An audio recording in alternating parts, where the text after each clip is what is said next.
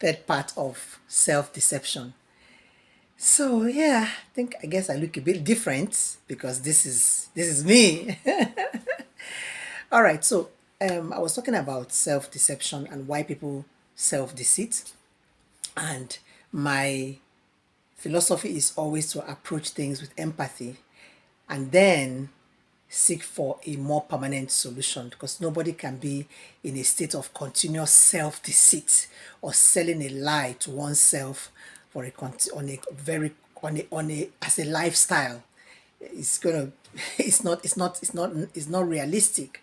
So again, I say the reason people self-deceive is a coping mechanism.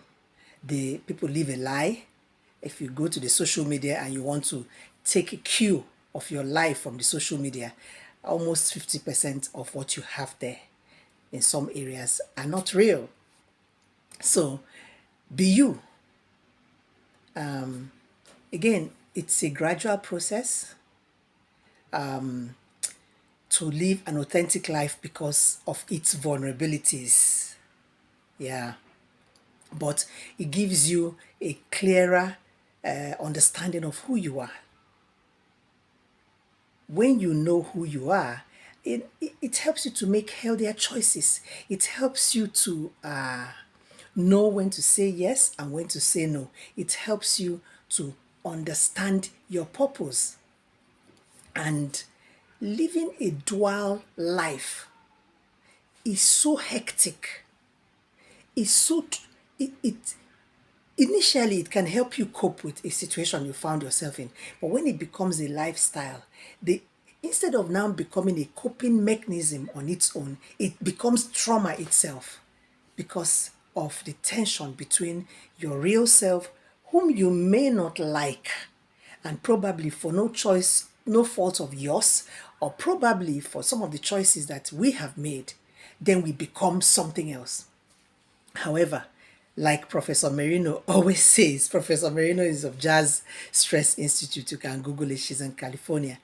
Trauma is treatable if you are willing to do the work. Yeah. So, how can people stop self-deceiving? So, the first thing I always start from is self-reflection.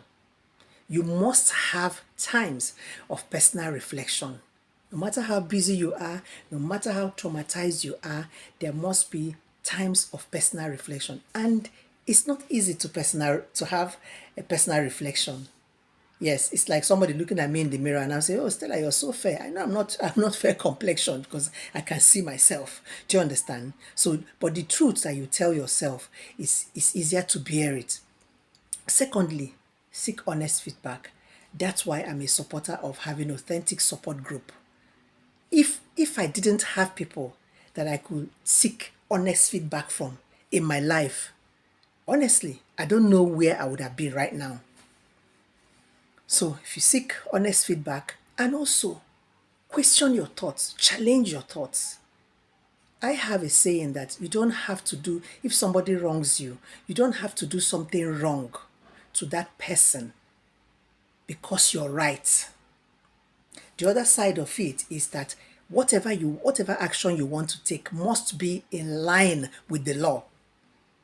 So if somebody does something to you that you don't like, find out the stand on law, even if nothing else, even if you don't believe in anything, but just be on the right side of the law.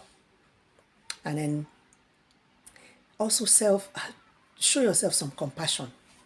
Many people don't really like themselves. They don't really like who they are. And that's why they keep on trying to be somebody else, trying to be somebody else, trying to be somebody else. The person you're trying to be like is trying to be like somebody else. Great, man. Show yourself some compassion if you notice that you've been self-deceiving. And then finally, you can consider seeking professional help. There's nothing wrong with seeking professional help when you notice that you're a dual citizenship inside of yourself. My final words would be, however you are, there's something authentic. There is something beautiful. There is something that nobody else in this world has but you. Find it and be you. All right, see you in my next videos where I'm going to be